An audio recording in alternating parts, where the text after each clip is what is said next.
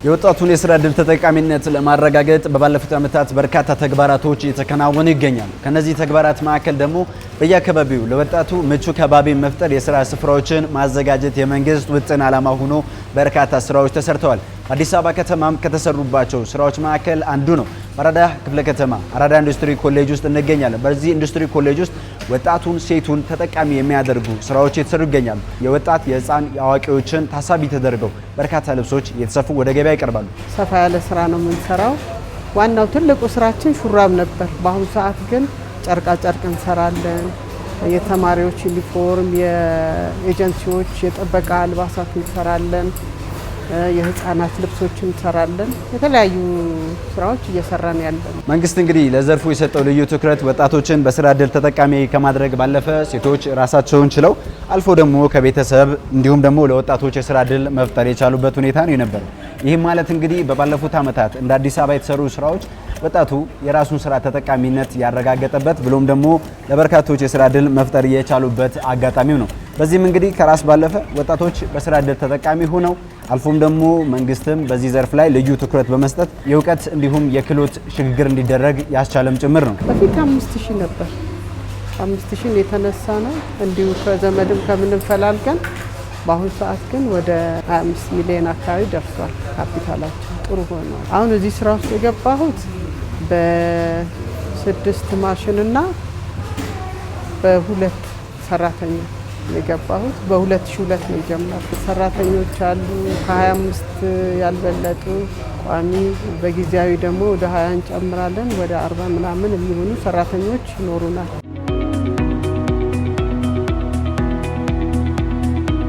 ከጀመርኩ 7 ወር ሆኖኛል እና ስራ ያው ማሽንም እዚሁ ለምጃለሁ። እነሱ ጋር ስቀጠር በቀንጫቢ ነበር የገባሁት።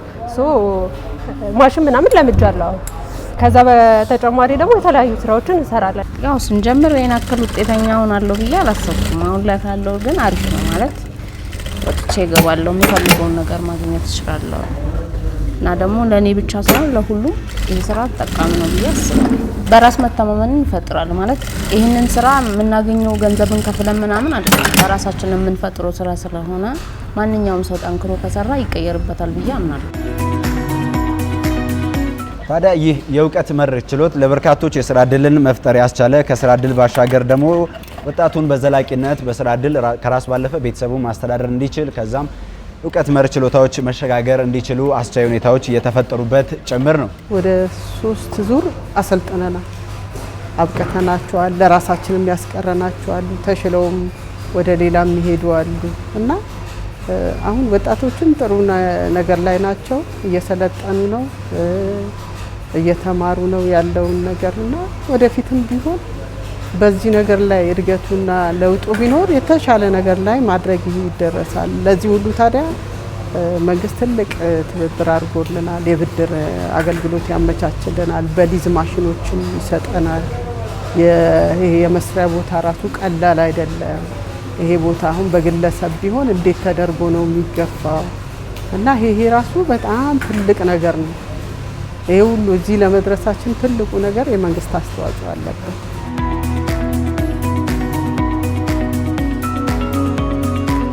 በአራዳ ማኒፋክቸሪንግ ኮሌጅም ይሁን እንደ ሀገር በሚገኙ ቴክኒክና ሙያዎች ላይ እየተሰጡ ያሉ እውቀት መር ክህሎት መር የሆኑ ስልጠናዎች ወጣቱን በስራ መስኩ ላይ ቀልጣፋ ተወዳዳሪና ውጤታማ እንዲሆን እውቀት መር የሆነ ወጣት ማፍራት ተችሏል። በዚህም እንግዲህ እንደ ሀገር በርካታ ውጤቶች መገኘት ችሏል። ይህንን ለማስቀጠል ይቻል ዘንድ ነው መንግስት በዚህ ዘርፍ ላይ ውጥን ዓላማ በመያዝ በርካቶችን በዚህ ዘርፍ ላይ እንዲሰማሩ ውጤታማ እንዲሆኑና ከራስ ባለፈ ሀገርን ተጠቃሚ እንዲያደርጉ የሚያስችል ስራዎችን መስራት እየተቻለው።